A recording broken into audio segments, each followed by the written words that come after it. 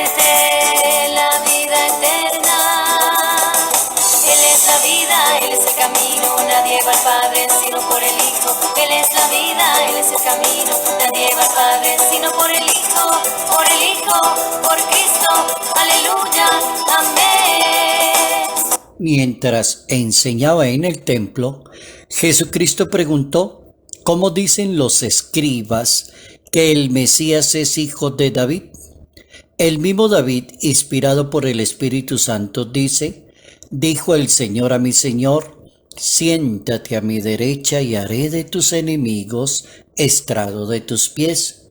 Si el mismo Dios y el mismo David lo llama Señor, ¿cómo puede ser hijo suyo? La gente, que era una buena cantidad, disfrutaba escuchando al Maestro. Evangelio según San Marcos, capítulo 12, versos 35 al 37. ¿Quién es Cristo en realidad?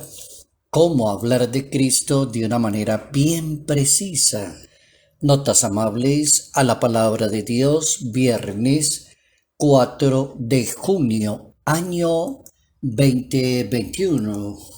Si tú le oyes y le recibes, si tú le oyes y le recibes, Él entrará y cenará contigo, Él entrará y cenará contigo.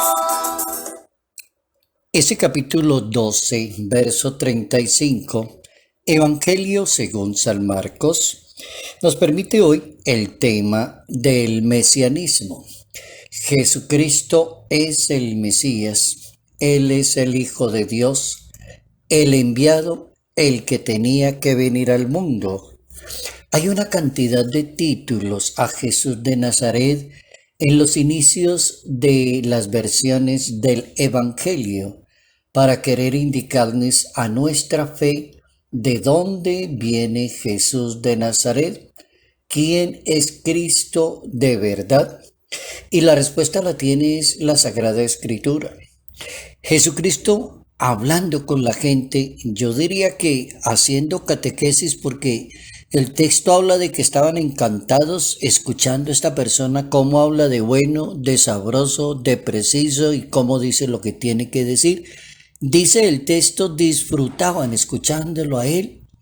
Jesucristo está como la gente reunida escuchándolo, es como una catequesis allí, como para querer decir cómo se atreven a decir los escribas que el Mesías es hijo de David, cómo se atreven a decir eso. La Biblia tiene una respuesta muy buena cuando las personas pretenden engañar en materia de religión, o cuando las personas pretenden utilizar o manipular la religión, o cuando las personas utilizan la religión. Entonces la voz que se escucha, al menos la sonoridad aquí en América Latina, a una persona dijo: ¿cómo se atreven a decir eso? ¿Hasta dónde una persona tiene la capacidad de inventar tanta cosa que esa persona no lo es ni lo ha hecho? Esos son como sonoridades que uno escucha aquí en América, en Colombia, es como el lenguaje nuestro, el lenguaje bíblico. La Biblia tiene un lenguaje que habla de tenerle mucho respetico a todo este tipo de personas, a la lengua de las personas, al mal corazón, al mal espíritu. Oiga la frase que tiene en la Biblia: los hijos de las tinieblas son más astutos que los hijos de la luz. Tanto es así que pretenden valerse de la Biblia misma para afirmar que el Cristo es hijo de un profeta y no es el Hijo de Dios. Tanto así que se atreve una persona a afirmar ese tipo de cosas. Se pone interesante el tema para hoy: cómo ubicar a Cristo en realidad. La primera respuesta la tenemos con el Papa emérito Benedicto XVI. En una catequesis de un 30 de noviembre del año 2011, y el Papa decía de ese tipo de definiciones que uno llama categóricas, hablar de una manera categórica, enfática. Decía el Papa emérito: Jesús no es solo el hijo de David, es descendiente mesiánico real, o es el siervo en el que Dios se complace, sino que es el hijo unigénito, el amado, igual que Isaac, que Dios Padre entrega para la salvación del mundo. Oigan esa definición categórica. Y es una definición de la hermenéutica bíblica. Basta pasearse un poco por la Sagrada Biblia y darse exactamente cuenta de lo que el Papa está explicando, que realmente Él es el Hijo unigénito, el amado, el enviado de todos los tiempos. También el Catecismo de la Iglesia Católica, a partir del numeral 200, explicando por qué creemos en Dios nosotros. Esa es una buena pregunta. ¿Por qué cree usted en Dios? ¿Usted sabe quién es Dios? ¿Son tres distintos? ¿Son tres iguales? ¿Son tres personas distintas? ¿Un solo Dios verdadero?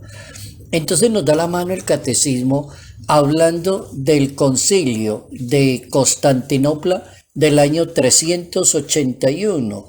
Y es la profesión de la fe católica cristiana, común a toda la Iglesia Católica Universal. Y también se dio en esa época para las iglesias orientales separadas de Roma y a la mayoría de las denominaciones protestantes. Como decirle a la humanidad, vamos a creer exactamente en esto, para poder evitar esto que la Biblia está contando, cómo son astutos las personas, son los hijos de las tinieblas, son más astutos. Es más astuto una persona chismosa, una persona doble en su personalidad, como es de astuta para pensar y acabar con la vida de los demás. ¿Cómo se explica eso? Aquí está el credo niceno-constantinopolitano de la Iglesia Católica. Creo en un solo Dios. Es el credo de Nicea y Constantinopla, de los dos concilios. Entonces aparece como la confesión de la unicidad de Dios. Dios es único, no existe otro diferente, es uno.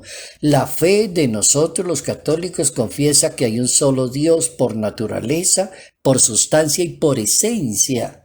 Y también cuenta la Santa Biblia que a Israel Dios se le reveló como el único y le dijo: yo soy el único Señor, amarás a Dios con el corazón, con el alma y con la fuerza, porque es que yo soy el único Señor. Capítulo 6 del libro del Deuteronomio. Bien interesante entender esa unicidad de Dios, que es la que siempre se ha proclamado como dentro de los elementos de la fe. Jesús mismo confirma que Dios es el único Señor. Jesucristo también lo hace. Y es preciso amarle con el corazón, con el alma, con el espíritu, con todas las fuerzas, diría el capítulo 12 del Evangelio según San Marcos. Es decir, da al mismo tiempo como entender que Él mismo es el Señor. Confesar que Jesucristo es Señor es lo propio de la fe cristiana. Eso no es contrario a la fe en un único Dios. Oigan esa definición del catecismo tan profunda y tan sabia. Hay que confesar. Es lo propio de la fe cristiana confesar que Jesús es el Señor. Creemos firmemente y afirmamos que hay un solo verdadero Dios, inmenso, inmutable, incomprensible, todopoderoso e inefable, Padre, Hijo y Espíritu Santo. Lo dijo el concilio de Letrán en la sección cuarta de ese concilio de Letrán. Definió. Por eso definir es tan importante y es exactamente la cita bíblica para este viernes que nos pone a pensar en esa posibilidad. Jesucristo la explica desde la Sagrada Escritura. El Papa Santo, San Juan Pablo II, en una audiencia en el año 1987, el Papa trabajaba ese temita de Jesús es el Mesías, el Señor. Y el Papa Juan Pablo II decía: la palabra Mesías es la idea de la unción. Solo puede comprenderse en la conexión con la institución religiosa de la unción de alguien con aceite, que era muy normal en Israel, ungir con aceite a la persona que iba a ser enviada, que era llamada por Dios a un cargo, a una dignidad de ser rey o de ser sacerdote o de ser profeta.